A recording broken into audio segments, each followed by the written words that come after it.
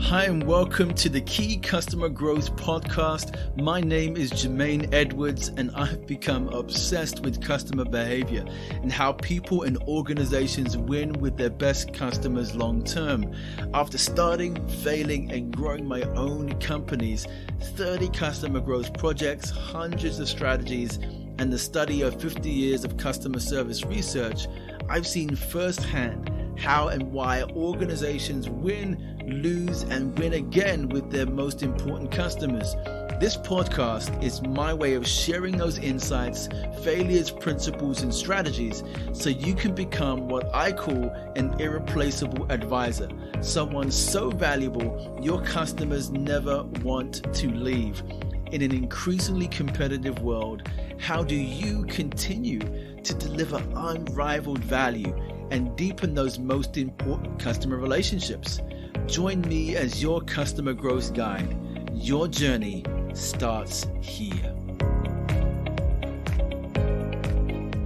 Hey and welcome to the Key Customer Growth Podcast. This is episode 2 and my name is Jermaine Edwards, your customer growth guide. Today I'd like to share some thoughts with you on one of the most talked about areas in customer management, and that is customer churn.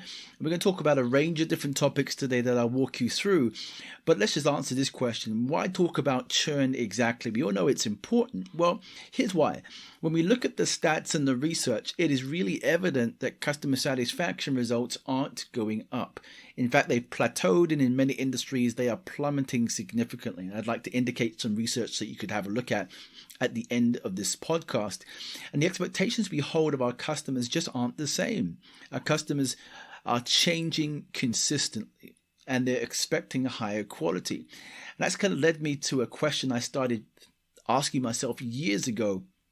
And that's something I'm really obsessed about, I guess I could say. And that's, why do good companies lose great customers? In our research, we've discovered 5 core reasons. And in a separate podcast, I'd like to walk you through all 5 of them to really give time and space to discuss it really well. But one of those pitfalls is the idea of mistaking customer convenience for commitment. And what that means is when a company believes, because a customer hasn't articulated their concerns and are hanging around, that customer at all times is content and happy. We are mistaking customer convenience of staying, for commitment to a brand or their service and product. And that's just a fool's game and a very dangerous assumption. And in some new global research, a study from Accenture, what they found in a study of 748 B2B buyers is that 44%, 329 approximately, companies had changed vendors in the past 12 months. And I'll come back to this research in a moment. Well, what was most shocking in the conversations was 34% of those buyers had not left because of price, not because of some big incident. It was the delivery of unmet service expectations over time. And this is going to be a really important area that I'd like to explore. We know that churn happens. In fact, you may be experiencing right now. I've experienced it.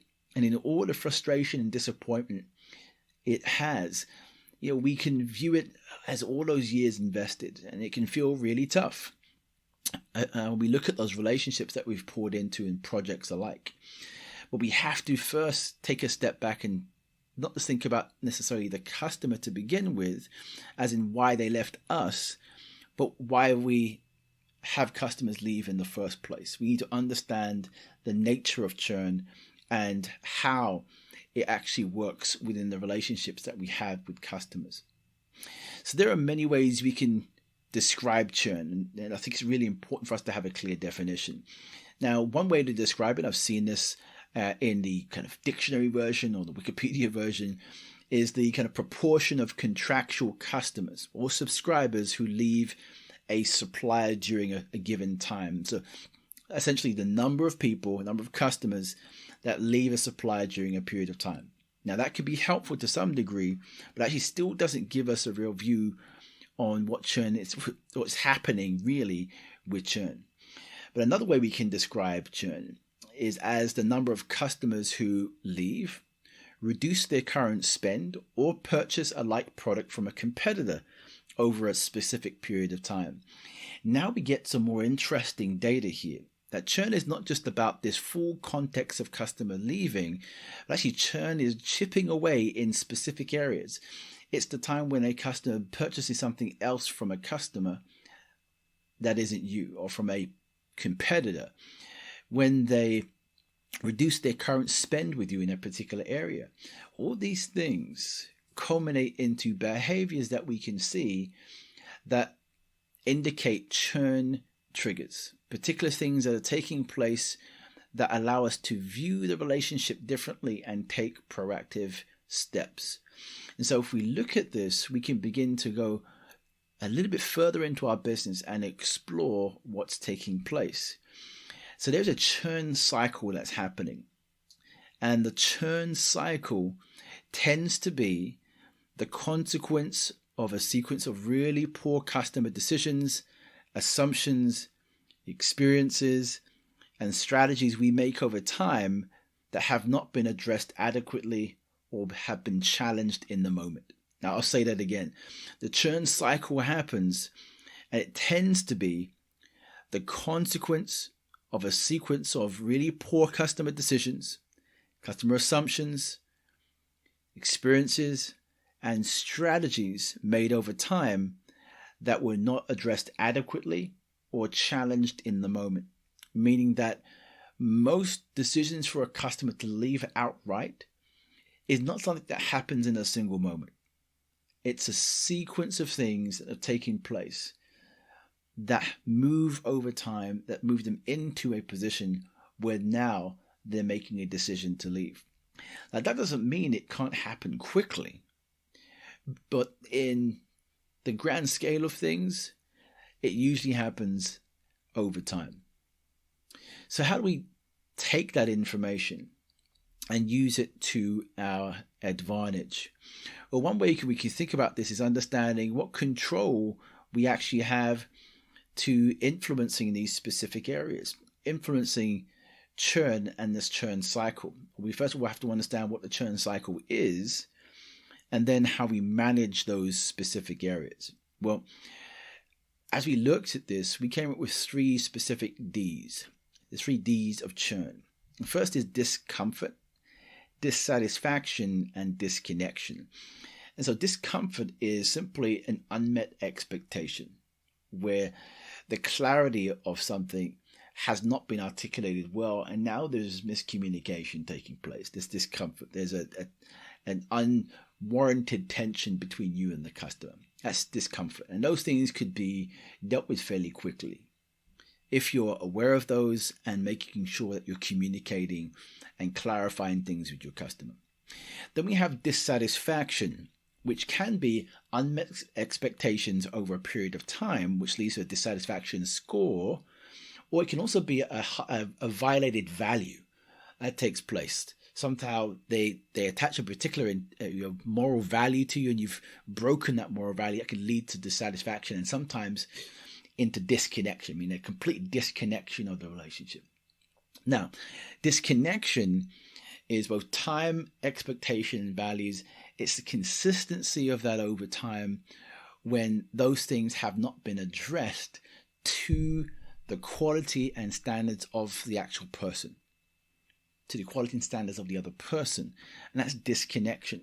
And so we can actually look at these things at a much more granular level for each of our businesses. Where are the expectations that we hold with the customer early in our relationship? Where are the places that we've triggered dissatisfaction? Where are those places where, if unmet, we can have this disconnection? We can actually look at those proactively within our business. So if those are the triggers, discomfort, dissatisfaction, and disconnection, what is the management area that we can apply? Well, those management areas exist for all businesses. It's practical management of customer delivery and value, what you're actually producing and doing for the customer. It's relational management of the experience and trust with the contacts that you communicate with. And then there's the emotional management of the customer commitment and the risk associated in that relationship as well, which really impacts loyalty. So we have those three areas. We have the churn triggers of discomfort, dissatisfaction, and disconnection. And we have these management areas, the churn cycle management of practical management, relational management, and emotional management. And all of this you can actually find written up in a really nice blog that I have, that you'll get a link to this in the show notes. So now that we have this, we understand what churn is. That when we look at it, it actually happens because it's a consequence of a sequence of really poor customer decisions, assumptions and experiences, strategies made over time that have not been adequately addressed or challenged in the moment. We know that's what's happening. We know that churn isn't just the outcome of what a customer does at the end of a year or months, meaning how they leave or the decision to leave. It's actually happening way before that. It's when they reduce their revenue with you, when they go and buy from another competitor. All those are triggers that are telling you something about the relationship. So then what do we do with that? How do we move from reactively receiving this information into being proactive? Well, there are three things I'd like to raise with you I think might be really important. And then I'd encourage you to go read the blog to go a bit further and deeper with this. So the first is we need to shift from asking, what do we do, to how do we know? What do we do to how do we know? And essentially this is asking you and the companies, instead of saying, hey, what do we do to keep this company? If we ask ourselves, how do we know what we're doing or could do would work? How do we measure that? How do we think about this? Because we just don't want to do lots of activity. We want to shift our perspective before our activity. We really want to get into, what are we observing? And how do we know those things are accurate? How do we begin to test that? Now, this might require some work on your behalf. And if you're wanting some advice on this, I will be happy to speak with my team and I on this particular area. But this is a really important piece of work here for your business. Shifting from what do we know, or what do we do, I should say, to how do we know? Not just activity, but perspective, insight, observation. How do we know this is working? How do we know what we measure? In order for us to not be led by assumptions around particular behaviors. So that's number one. Shift from asking what do we do to how do we know. The second piece is understanding your expectations and those of your customers are rarely the same thing. They are very rarely the same thing. In fact, the promises you make and the promises that your customer wants you to keep are also not the same. So the first thing we really need to do is understand, what does your customer actually really value from the relationship? And at the beginning of that relationship, what were their expectations and how has that shifted? That can be a really simple conversation if you have a relationship with the customer, or even if you don't, to begin that conversation to really deepen those relationships. What do you really value from this relationship, if anything? You need to be open to that particular thing coming out, if there's anything that you do value from a relationship. And what was it at the beginning? How has it changed today? So what does the environment look like for you, and how has the expectations changed through the change and shift in that environment? What's changed that? We can explore those with our customers. So that's what we need to do. We need to understand that your expectations and those of your customers are rarely the same. And so we need to ask some better questions. The last thing, and one that most really customer-centered and focused organizations will have, is a clear ownership of the customer journey.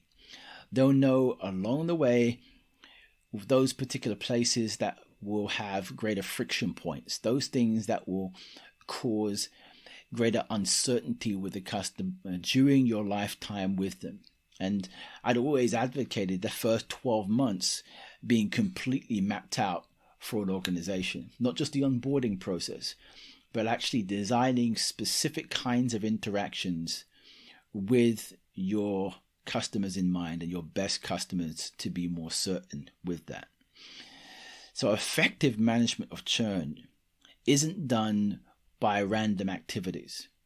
Effective management of churn is an intentionally designed set of interactions between you and the customer that leaves the customer better than when they arrived. I'll say that once more. Real effective management of churn is not random activity. It is an intentionally designed set of interactions between you and your best customers that leaves them better than when they arrived. And so if you can think about the designing of how you think about your engagements with your customers as something that's not just intentional, but it's designed to leave your customers better off than when they arrived, then you would have to think in terms of that. And one of the big things that I talk about is how do you become the advisor your customer never wants to leave? The simple way to do that is to always leave them better than when they arrived with you. If you can give them that experience and impact of relational impact, value, then loyalty will go up immediately.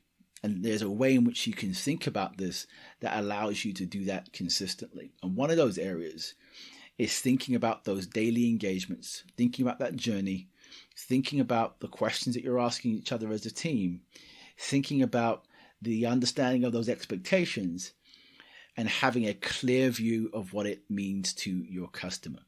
If you can do those things, you're almost guaranteed to transform and change your results, completely reshape and reinforce the right things that you want your customers to experience with and from you.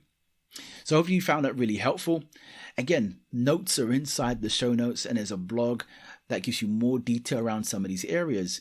But go out and be a churn champion, somebody who becomes an advisor your customer never wants to leave. Hey, thanks for listening to the Key Customer Growth Podcast. Hope you enjoyed the episode and got some great value. If that has been your story today, please share, comment, and subscribe so we can reach more people with the message and impact them also. Most importantly, I want to hear your feedback on what you liked or what you would like to hear and see in the future. Look forward to hearing from you, and you can find all the show notes below. Wishing you success in becoming an irreplaceable advisor.